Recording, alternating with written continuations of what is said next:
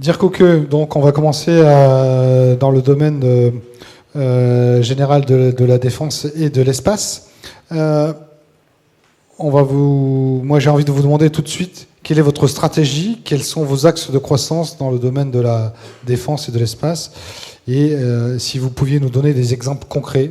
Voilà.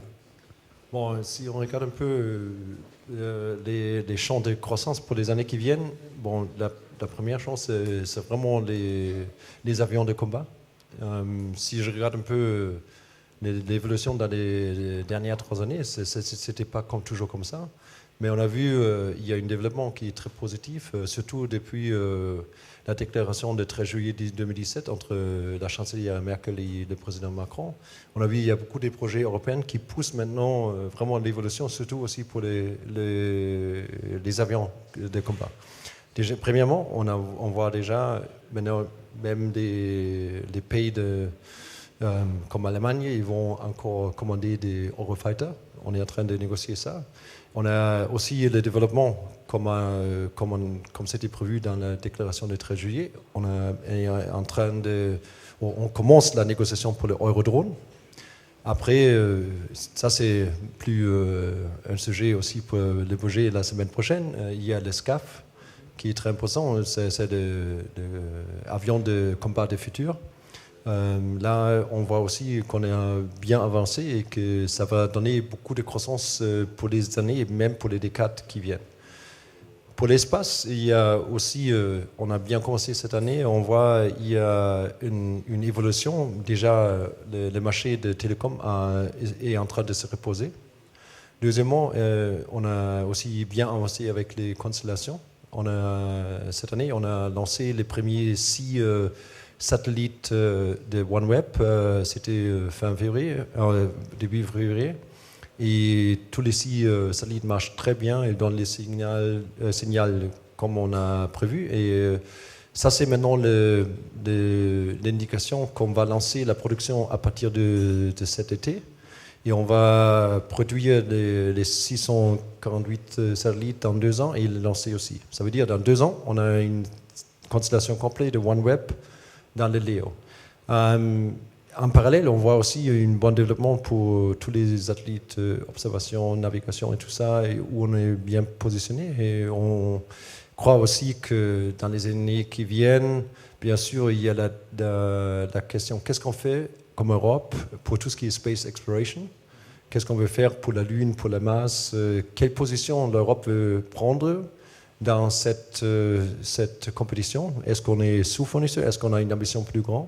Ça, c'est quelque chose qu'on doit définir aussi avec les nations et avec l'Europe ensemble. Il y a aussi un champ qui va grandir rapidement, c'est surtout tout ce qui est le sujet de sécurité cyber. Et là, on voit aussi créer des informations qui sont comme on dit, trusted, qu'il y a vraiment des informations qui sont les mêmes aux sources qu'aux personnes qui les reçoivent. Aujourd'hui, on sait c'est très facile de manipuler les données. Ça veut dire, pour nous, c'est aussi un champ d'assurer toute la communication sécurisée et encryptée. Ça c'est aussi quelque chose où on voit beaucoup de croissance dans les années qui viennent. Donc à la fin de l'année, il y a une échéance importante avec la conférence ministérielle de l'Agence européenne spatiale, de l'ESA.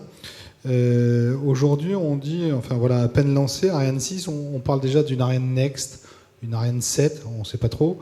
Est-ce que vous avez des doutes sur la qualité d'Ariane 6? Est-ce que vous pensez que c'est le bon lanceur au bon moment?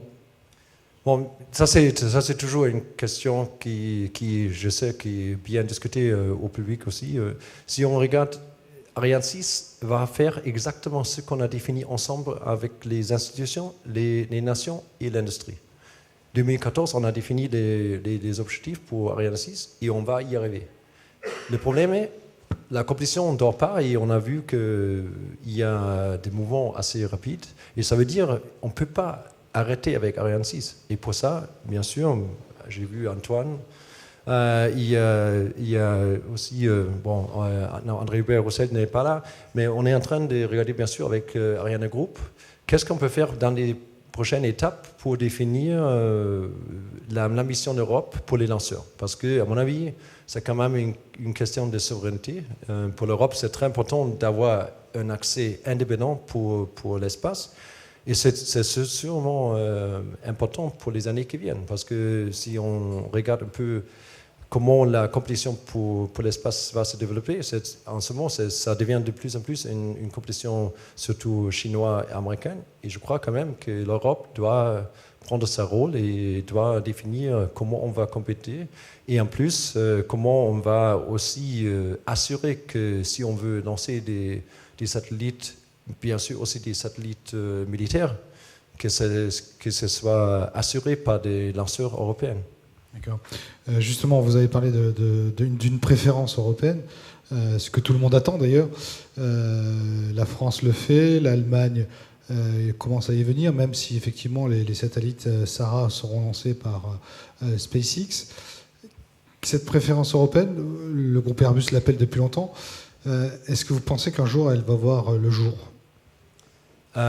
On force cette discussion, surtout aussi dans les autres pays. En France, c'est déjà beaucoup plus avancé, mais on voit aussi que dans les autres pays, même en Allemagne, on avance avec la discussion qu'on doit avoir une préférence pour les lanceurs européens, surtout pour les institutions et surtout pour les projets nationaux.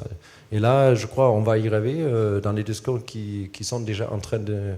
Et ça, c'est important aussi pour les étapes prochaines, parce que si on veut développer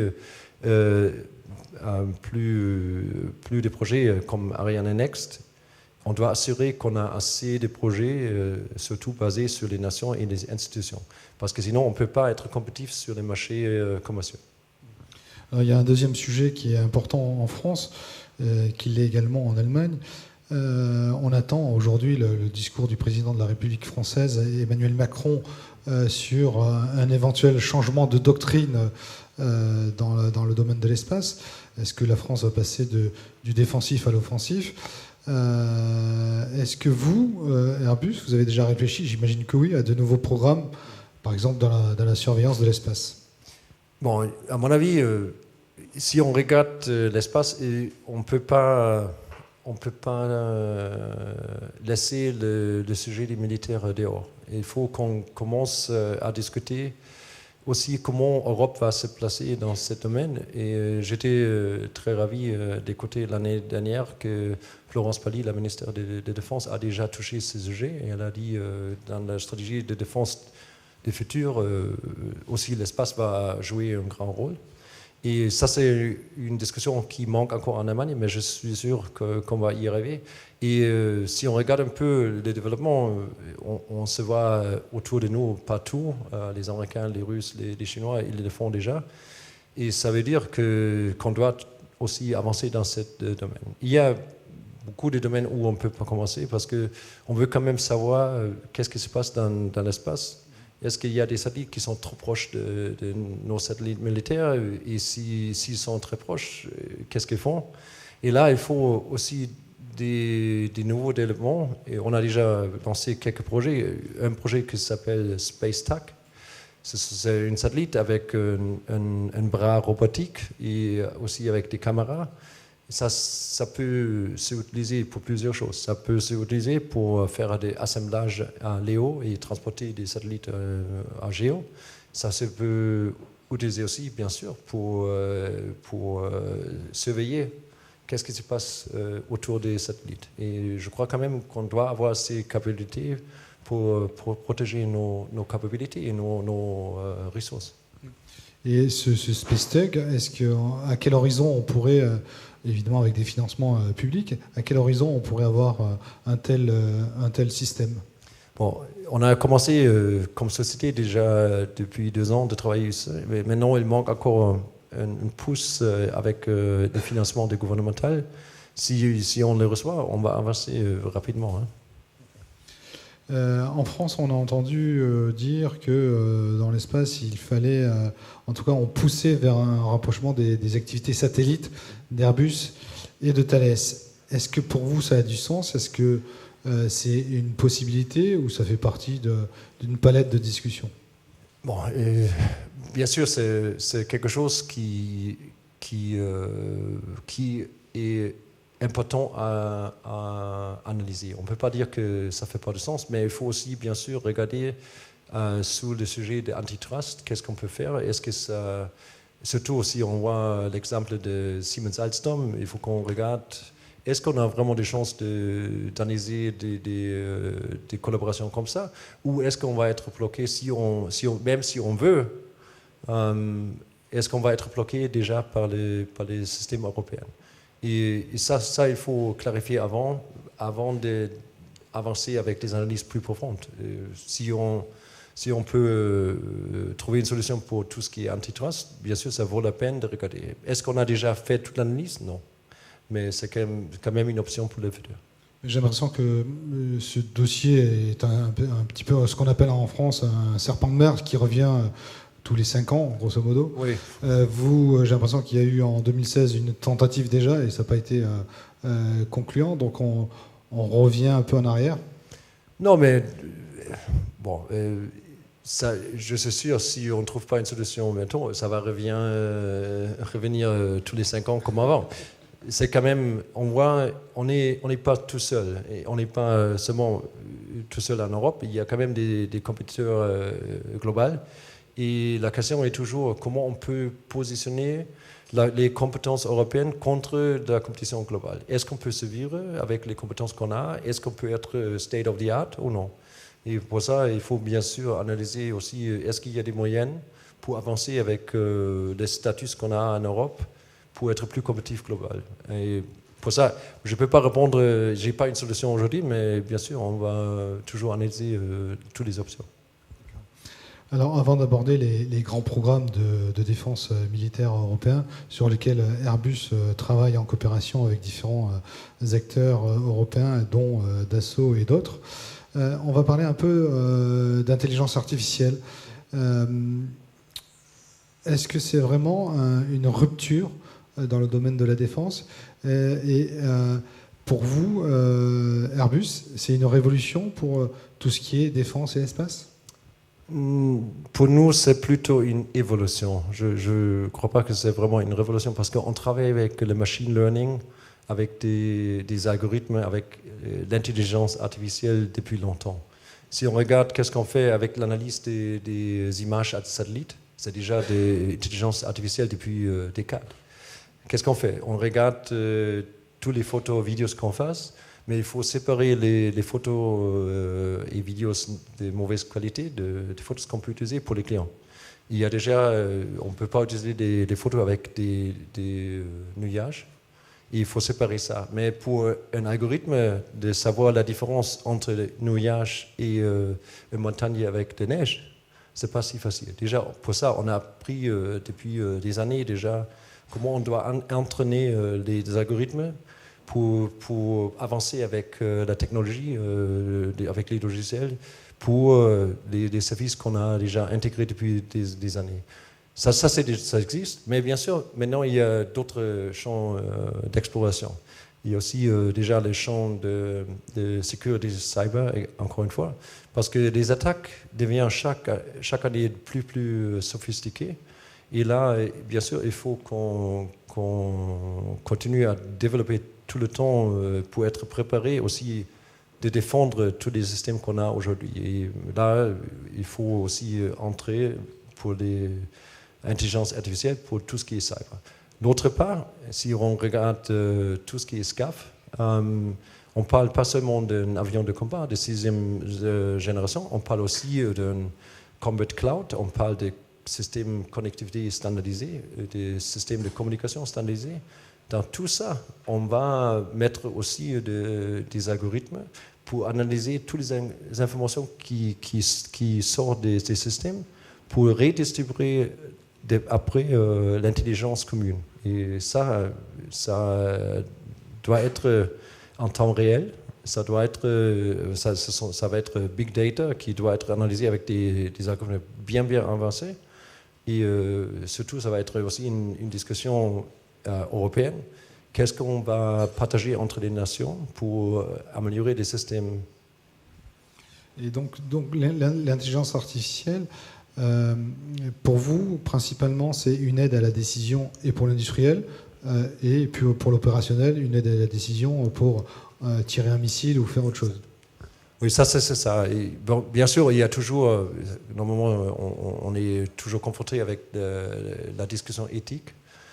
Pour nous, ça c'est clair, tout ce qu'on va développer, on va toujours avoir sur la base qu'on s'appelle man in the loop. Ça veut dire l'homme dans la boucle. Oui, on va pas laisser la machine décider qu'est-ce qu'on fait.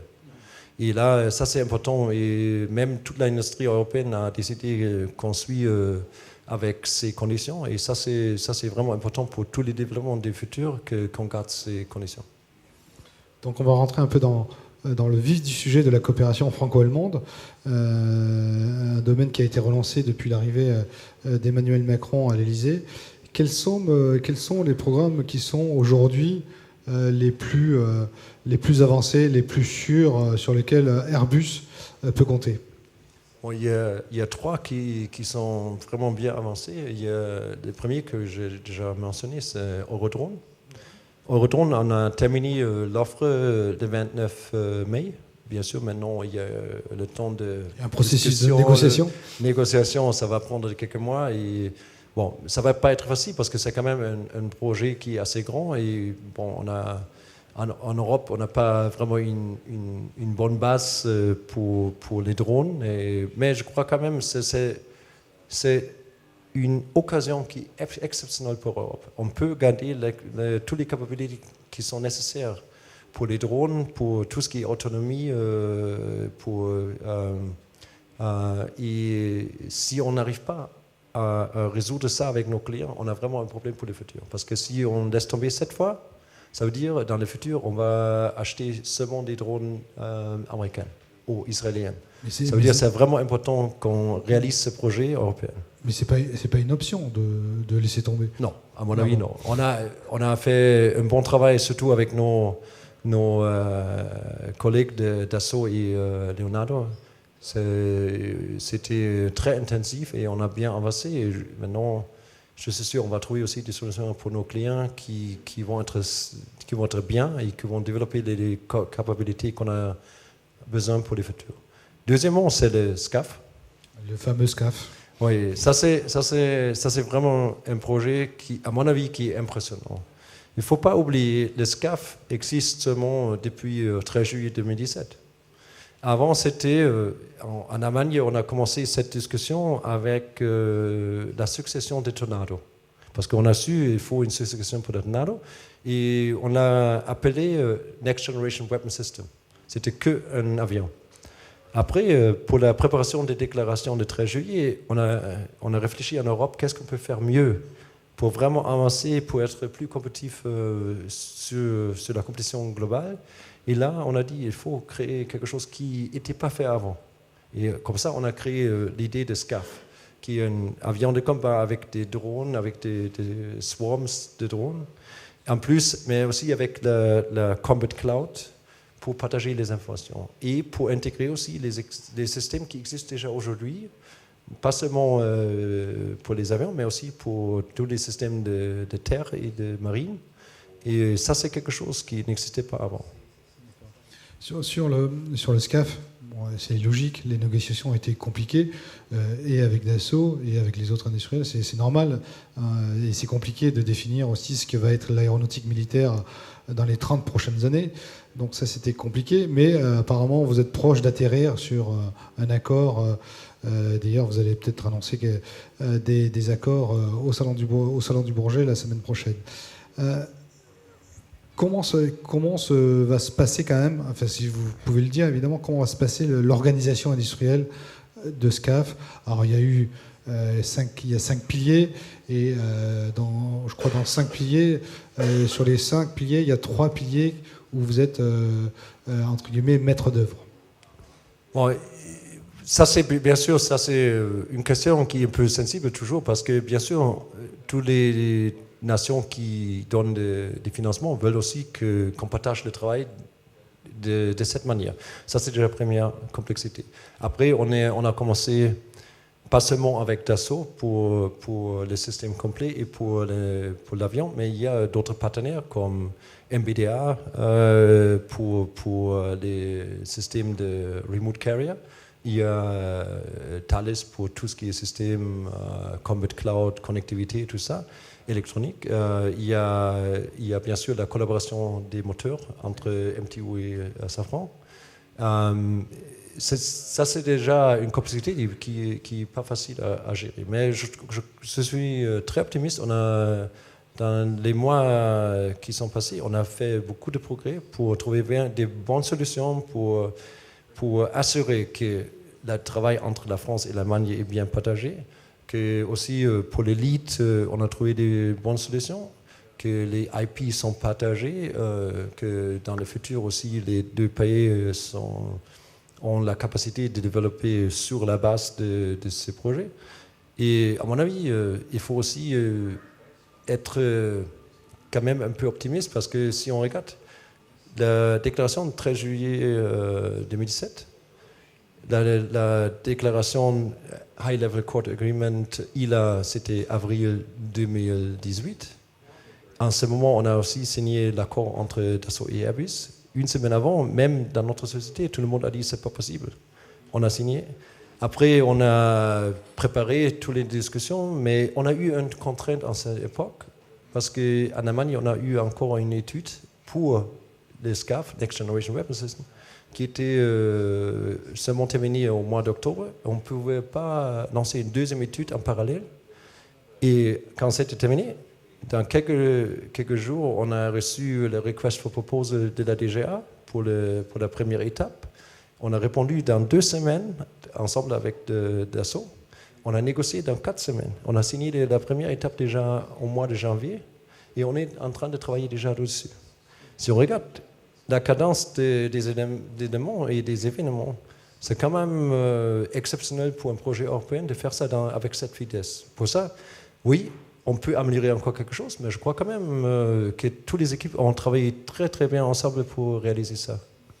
C'est vrai que c'est incroyable. Il y a 3 ans, on aurait dit que Airbus et Dassault Aviation allaient faire un avion de combat ensemble. Personne ne pouvait le croire. Quel est votre retour d'expérience par rapport à ces 2 dernières années assez incroyables? Bon, et vos relations évidemment avec Dassault? Non, j'ai appris beaucoup de choses, parce que déjà, j'ai appris que les sociétés sont très différentes, bien sûr, mais j'ai aussi appris beaucoup de choses sur la collaboration entre la France et l'Allemagne. La bonne volonté est là de tous côtés, mais quelquefois, il faut quand même réaliser qu'on a des expériences différentes, qu'on vient d'un monde complètement différent. Et quelquefois, maintenant, il faut trouver des compromis de 2 côtés pour avancer. Et ça, jusqu'à maintenant, on a bien réalisé. Ça veut dire, si on regarde déjà comment on gère des projets, on était, comme Airbus, on est habitué de faire des projets comme Eurofighter, déjà dans une commune internationale, mais c'était plutôt sur le même niveau des partenaires. La réalisation des projets, comme on a fait avec DGA, c'est plutôt vertical. Et maintenant, il faut trouver des compromis qui vont pour les 2 côtés, pour les Allemands et pour les Français. Et ça on a réalisé, on a discuté, et on a maintenant, pour les prochaines étapes, on a trouvé des bonnes solutions. Donc vous allez signer lundi un accord avec Dassault? Je crois que ça vaut la peine de passer au budget le lundi. D'accord. Ah, on comprend. Sur le SCAF, pour finir, Airbus a le leadership sur le système de système.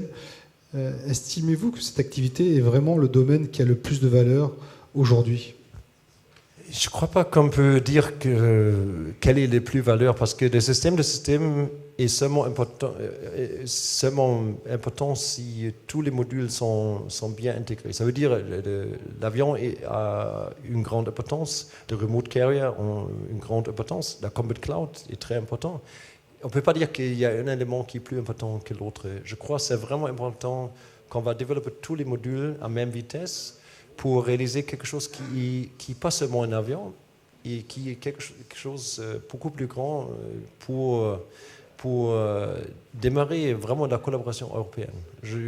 À mon avis, c'est important aussi que dans les chemins qui viennent, on va intégrer d'autres nations, parce que si on veut réaliser un projet pour plus, à mon avis, que ça va passer de 100 milliards d'euros, si on va réaliser tous les systèmes, et là, il faut aussi d'autres partenaires pour réaliser. On va revenir, juste, vous l'avez évoqué, l'Eurodrone. On va revenir un petit peu sur l'Eurodrone que vous faites avec Dassault Aviation et évidemment les Italiens de Leonardo. C'est un petit peu un laboratoire par rapport au SCAF, l'Eurodrone, sur la façon de travailler, oui. Sur la façon de coopérer, non? Oui, c'est quelque chose, bien sûr, qui est très relié. Parce que déjà, il y a une chose qu'on va faire pour la première fois dans le monde. On va travailler tout ensemble dans un plateau digital. Ça veut dire qu'on va se baser sur un système PLM de Dassault Systèmes, sur 3D Experience et CATIA version 6, pour assurer qu'on peut travailler dans une manière agile, qu'on peut déjà utiliser vraiment la full capacité de simulation et qu'on peut avancer avec le projet de développement avec une vitesse beaucoup plus haute qu'on a réalisé jusqu'à maintenant. Bien sûr, tout ce qu'on va apprendre là, on va après ajouter dans le projet SCAF, et bien sûr aussi toute la manière d'opération et collaboration, toutes les expériences, on va bien sûr aussi utiliser pour la collaboration des SCAF. L'accouchement là, de l'Eurodrone, votre proposition industrielle a été compliqué, mais vous avez récemment, donc vous l'avez dit, le 29 mai, remis une offre à l'OCCAR. Pourquoi cet aérodrone a tellement grossi finalement? Il est passé, je crois, de 6 à 11 tonnes. Bon, déjà, il faut toujours comparer les mêmes choses avec les mêmes choses, parce que si on prend que le prix, bien sûr, on a l'impression... Déjà, bon, on n'a pas publié les prix, mais c'est dommage. Il y a des différences à cause de plusieurs paramètres. Déjà, il y a des choses qui sont ajoutées après l'étude qu'on a faite. Bien sûr, ça coûte des gens. On ne peut pas ajouter quelque chose sans augmenter les prix. Il y a aussi, bien sûr, il y a une réduction des systèmes, parce qu'au début, on a discuté de réaliser 35 systèmes. Aujourd'hui, on parle de 21. Malheureusement, si on réduit la quantité, le prix par pièce augmente et ne va pas être réduit. On a vraiment des explications pour tous les changements. Ce sont vraiment des changements. Ce n'est pas une augmentation de prix dans des modules sans raison. Et donc cet aérodrone, aujourd'hui il y a la France et l'Allemagne, il y a aussi l'Espagne. Est-ce que d'autres pays européens vont venir sur ce programme-là?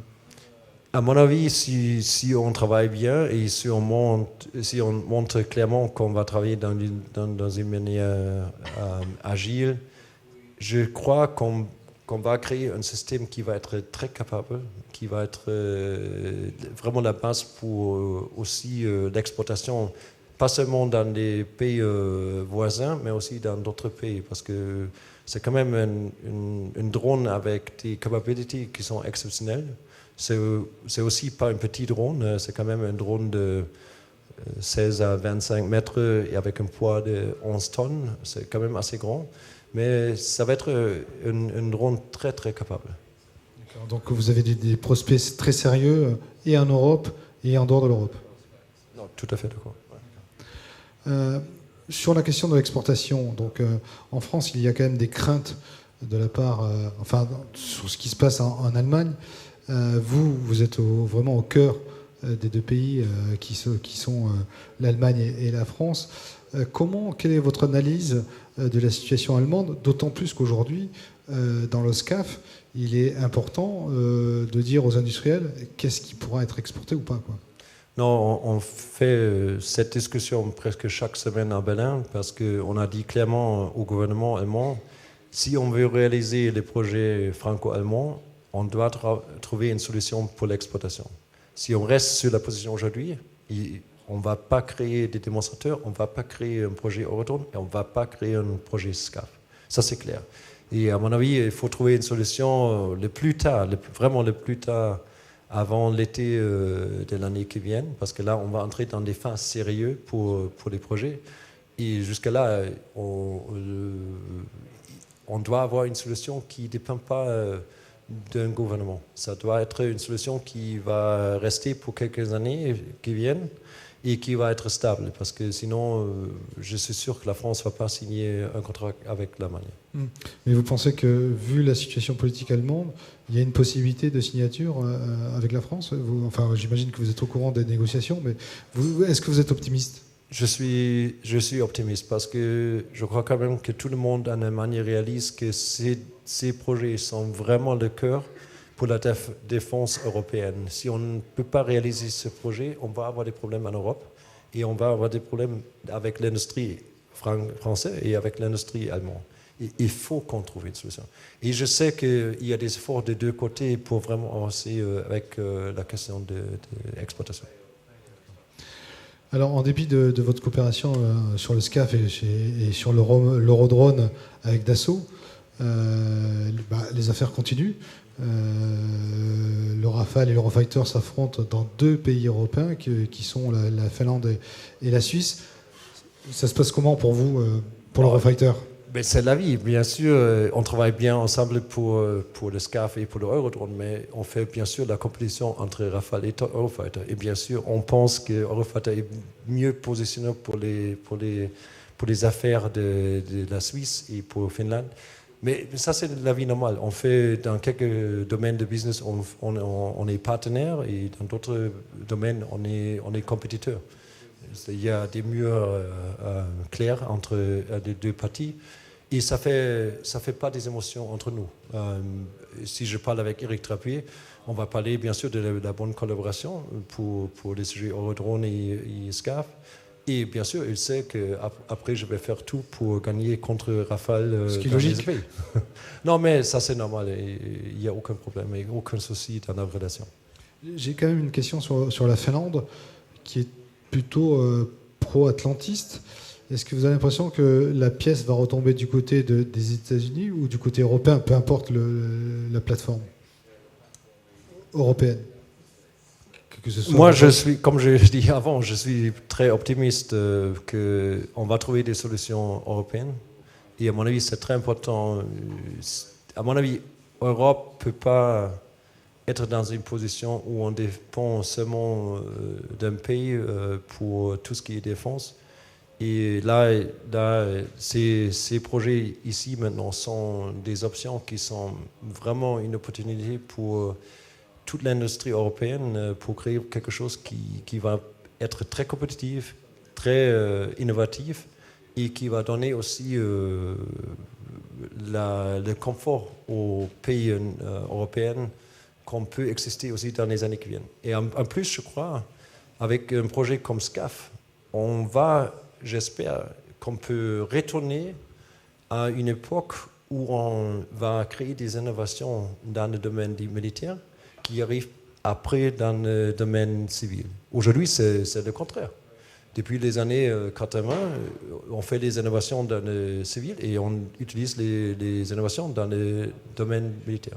Avant, c'était des différences. GPS, fly-by-wire, tout ça vient de militaire. Je crois que le projet SCAF peut être exactement ça, qu'on crée des innovations pour tout ce qui est connectivité, tout ce qui est collaboration, tout ce qui est réseau et tout ce qui est aussi des systèmes nouveaux, inclut l'intelligence artificielle pour utiliser ça après dans le domaine civil. Alors vous avez un programme très important qui est la 400M. Vous avez signé, je crois, hier. Est-ce que vous pouvez nous développer un peu cette signature, cet accord? Oui, comme vous le savez, on a discuté avec les nations depuis plus que 2 ans de faire une renégociation pour créer une base de contrat qui est mieux placée pour terminer le projet jusqu'à 2030. Avec le contrat qu'on a eu, on a vu déjà pour tout ce qui est production industrielle, ça va poser beaucoup de problèmes, pas seulement pour nous, mais aussi pour les clients. Parce qu'il y avait une étape de production comme ça, après ça, comme ça et ça. Et ça, ce n'est pas vraiment efficace. Et comme ça, on a discuté avec les clients comment on peut améliorer le cycle de production, aussi quels sont les vrais besoins des clients pour les livraisons, et on a optimisé. Et ça, on voit maintenant, depuis 2 ans, on a stabilisé la production, on a livré les avions comme était prévu. Et avec ça, on est maintenant bien placé. On a signé hier avec OCA à Bonn le contrat de rebaselining et ça nous donne vraiment une base solide jusqu'à 2030 pour terminer les projets d'une manière normale, pas dans un projet de crise comme c'était dans les années dernières. Et donc sur ce programme-là, c'est un bon produit et aujourd'hui il devient de plus en plus mature. Et on n'a pas l'impression que vous arrivez à le vendre à l'exportation. Rassurez-nous, vous allez le vendre à l'exportation ? Bien sûr. Non, mais il faut aussi comprendre, avec toutes les discussions, même avec la presse qui n'était pas toujours positive, les clients qui n'ont pas reçu des avions jusqu'à maintenant, ils font attention. On voit quand même que toutes les nouvelles sont assez positives, ça commence à changer. Maintenant, on a depuis longtemps déjà des discussions avec plusieurs clients dans plusieurs pays. Je suis très positif qu'on va avancer dans les prochains 12-18 mois pour convaincre des clients pour devenir clients de A400M. Il faut aussi être réaliste, c'est quand même un grand avion. Ça veut dire pour beaucoup de pays, l'avion est trop grand. Et il faut aussi, pour nous, regarder comment on peut optimiser des hubs, comme on a fait pour les MATT, pour créer des solutions, des services qui sont moins chers pour les clients, pour le life cycle. Et là, on est en train de discuter avec les clients comment on peut optimiser, pas seulement le prix d'avion, mais aussi le coût de vie pour les clients qui vont acheter seulement 1, 2, 3, 4 avions. Alors, on a parlé de l'A400M, mais vous avez quand même 2 très beaux programmes. Enfin, ce n'est pas les seuls d'ailleurs. Vous avez l'avion tanker MRTT et vous avez aussi les avions tactiques CASA. Aujourd'hui, CASA, vous avez beaucoup exporté des CASA. MRTT, vous avez gagné beaucoup de compétitions face à Boeing. Où vous en êtes aujourd'hui sur des prospects export sur ces 2 programmes-là ? Pour le MATT, je crois on peut dire qu'on est quand même les leaders dans le marché. On a le tanker le plus avancé, le ravitailleur plus avancé, et je suis sûr que ça va continuer. Même s'il y a un autre produit de notre concurrence qui va arriver dans le marché, je suis sûr qu'on est beaucoup plus avancé que la compétition. Déjà, aujourd'hui, on a une commande de 60 avions, on a livré jusqu'à maintenant 35, il y a encore 25. Mais on est en train de discuter, négocier avec plusieurs clients encore des avions en plus. Et je suis sûr, dans les années qui viennent, qu'on va continuer à prendre la position 1 pour les tankers. En plus, on a commencé à créer une collaboration avec Lockheed pour la compétition aux États-Unis. Parce qu'on croit quand même qu'avec les problèmes de Boeing d'entrer dans le marché, il y a un besoin dans le US Air Force pour les capacités qui n'existent pas en ce moment. Et là, on est en train, avec Lockheed Martin, de regarder comment on peut démontrer qu'on a les capacités, qu'on a les capacités pour aider. Et bien sûr, ça c'est aussi quelque chose où on est en train de regarder pour le développement aux États-Unis, où ils regardent KCY, KCZ dans le futur. On parle quand même de plusieurs cents d'avions. On est en train de regarder si on peut faire la compétition.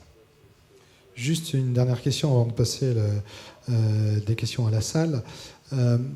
On a vu que la Belgique avait choisi le F-35. On sait qu'il y a des discussions en Espagne pour le F-35. On sait que l'Allemagne a choisi de ne pas prendre le F-35, qui ça a été confirmé plusieurs fois. On voit bien que, et pour la Grande-Bretagne et pour l'Italie, le F-35 est un gouffre financier. Est-ce que, je reviens un peu sur le SCAF, est-ce que le fait que si l'Espagne prend du F-35, ça pourrait assécher les financements pour le SCAF. C'est exactement les raisons qu'on utilise dans la discussion avec les nations, parce qu'on est convaincu, si on veut développer le SCAF, il faut utiliser aussi les projets de remplacement en ce moment pour créer cette roadmap pour le SCAF. Et à notre avis, les meilleurs roadmaps qu'on peut créer, si on utilise les projets de remplacement de F-18 en Espagne, les projets de succession de Tornado, pour créer ces roadmaps où on va développer d'autres éléments, d'autres étapes d'innovation pour les Eurofighter, mais qui vont déjà dans la direction des SCAF. Et ça, c'est quelque chose où on dit, ça c'est aussi bien pour la préparation de supply chain, tous les fournisseurs. Quand on entre avec ça, on entre déjà dans le roadmap des SCAF. Et ça, c'est quelque chose où, à mon avis, on fait des grandes erreurs si on achète en Espagne ou en Allemagne un F-35. À mon avis, en Allemagne, ce n'est pas possible. En Espagne, je ne peux pas juger, mais en Allemagne, je ne crois pas que c'est possible. Mais même si en Allemagne, on achète quelques F-18, ça va, à mon avis, contre l'objectif de SCAF. Et moi, je suis convaincu que ça serait meilleur pour le gouvernement et ça serait meilleur pour l'industrie si on crée vraiment une roadmap de développement qui utilise déjà les systèmes d'aujourd'hui pour créer le roadmap de SCAF. Sur le SCAF, quel serait le meilleur partenaire aujourd'hui, en plus évidemment de la France, de l'Allemagne et de l'Espagne? Est-ce qu'on peut dire que la Suède pourrait être un très bon partenaire avec l'industriel Saab? Bon, ça c'est une discussion qui est en train, bien sûr, mais ils sont en train de discuter aussi avec Tempest, avec les Anglais. Bon, qu'est-ce qu'il y a? Il y a des compétences qui existent en Europe qui sont quand même assez importantes. Les Suédois avec les Gripen, on ne veut pas qu'ils continuent avec les Gripen, parce que sinon on a fait des erreurs. Parce qu'on veut qu'il existe un système efficace dans le futur, et là il faut qu'on regarde comment on peut travailler avec les nations qui sont importantes pour réaliser un projet de cette taille. Et à mon avis, si on avance, il faut, bien sûr, on commence maintenant franco-allemand, mais plus tard, j'espère quand même qu'il y a d'autres nations comme les Suédois, comme les Italiens qui vont joindre le programme.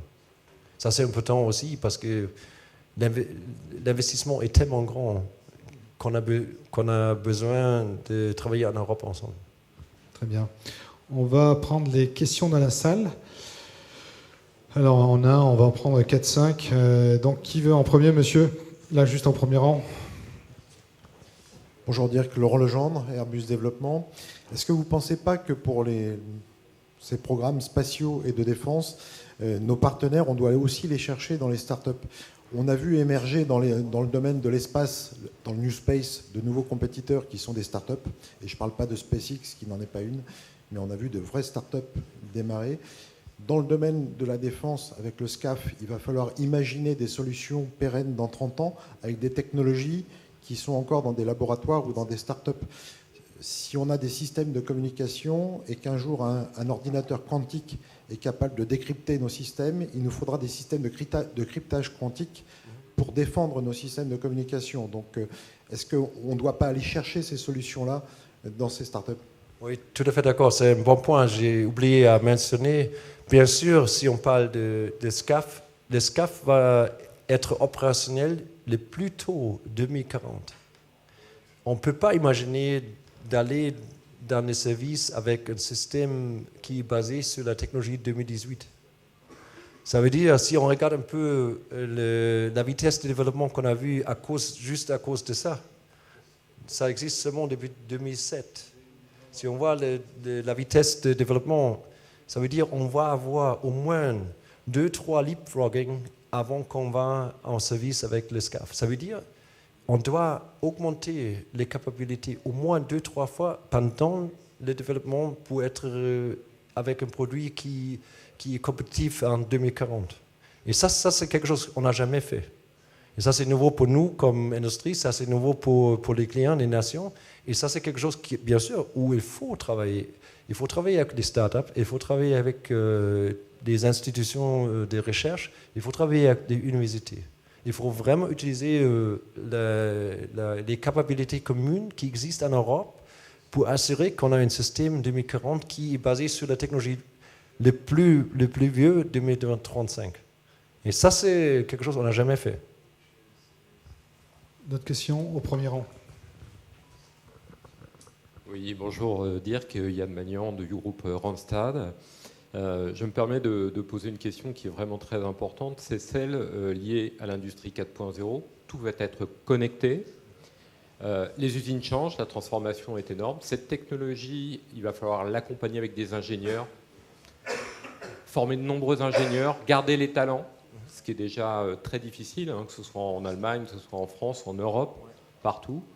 Comment organiser avec l'ensemble des industriels en fait un écosystème innovation et de capitalisation du savoir pour éviter et être capable, face aux GAFA, face à la compétition internationale, l'Inde, la Chine, les différentes plaques, de pouvoir accompagner toute cette supply chain et l'humain en même temps, en fait.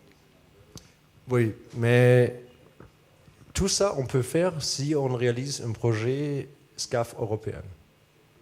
On peut faire tout ça. Parce que si on regarde un peu les jeunes, ils veulent des défis où ça vaut la peine de se mettre dedans. Si on regarde qu'est-ce qu'on peut faire avec le SCAF, on va combiner tous les éléments de l'air, de terre, de marine, mais aussi avec tout ce qui est espace. Et tout ça avec tous les éléments d'intelligence artificielle, avec le cyber, avec tout ce qui est connectivité, ça peut être par les satellites, ça peut être terrestre. On va intégrer tous les systèmes. Et ça, c'est quelque chose, ça, c'est un défi qu'on n'a pas eu avant. Et je crois quand même qu'il y a beaucoup de jeunes où on peut donner de l'attractivité pour un projet comme ça.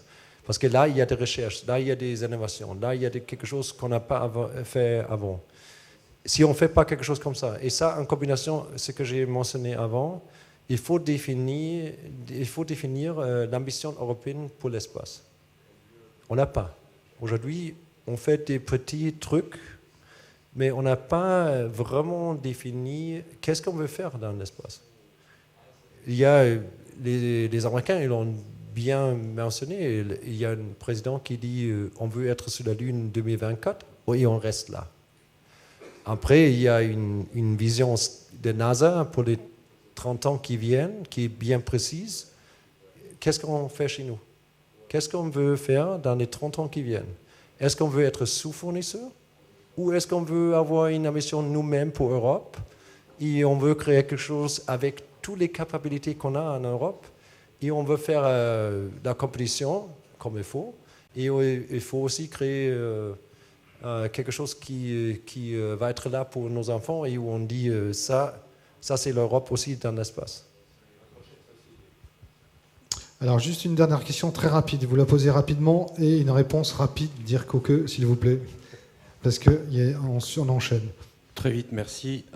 Quelles seraient les implications industrielles de l'adhésion de l'Espagne au SCAF, premièrement? Deuxièmement, que voudriez-vous voir que l'Europe fasse à propos de la cybersécurité pour retenir les compétences, les capacités dont on a besoin en Europe aujourd'hui? Bon, avec l'Espagne, je peux dire quand il y a la signature, aujourd'hui, il y a déjà un accord et j'espère que la semaine prochaine, ça va être formalisé. Mais il faut encore définir, et ça ne vient pas de nous, ça vient des trois gouvernements, quel rôle l'Espagne va prendre. Est-ce qu'ils vont prendre un rôle équilibré ou est-ce qu'ils vont être avec un statut différent? Ça, je ne peux pas dire. Il y a encore une discussion qui est en cours. J'espère la semaine prochaine, je sais plus. Bien sûr, l'Espagne va avoir un rôle. Bien sûr, on va avoir du travail en Espagne. Mais quel rôle exact dans la définition des capacités et tout ça, je ne peux pas dire aujourd'hui. Il faut quand même que les nations définissent ça. Pour tout ce qui est capacités qu'on a aujourd'hui en Europe, à mon avis, si on ne réalise pas Eurodrone, si on ne réalise pas FCAS, le SCAF, on va voir que les capacités vont décliner rapidement et on va perdre beaucoup des options pour le futur. Parce qu'on ne peut pas, avec les systèmes qui existent, ça ne suffit pas. On peut encore survivre quelques années, mais si on veut être dans le même niveau que les grands compétiteurs, il faut les grands projets européens. Sinon, on va perdre des capacités en France, en Allemagne, en Italie, dans les autres pays associés. On ne peut pas les faire sans des grands projets. Je voudrais remercier Dirk Hoeke pour la clarté et la qualité du dialogue. Et juste un instant, et je voudrais surtout le remercier personnellement et chaleureusement de s'être exprimé en français. Merci beaucoup, Dirk Hoeke.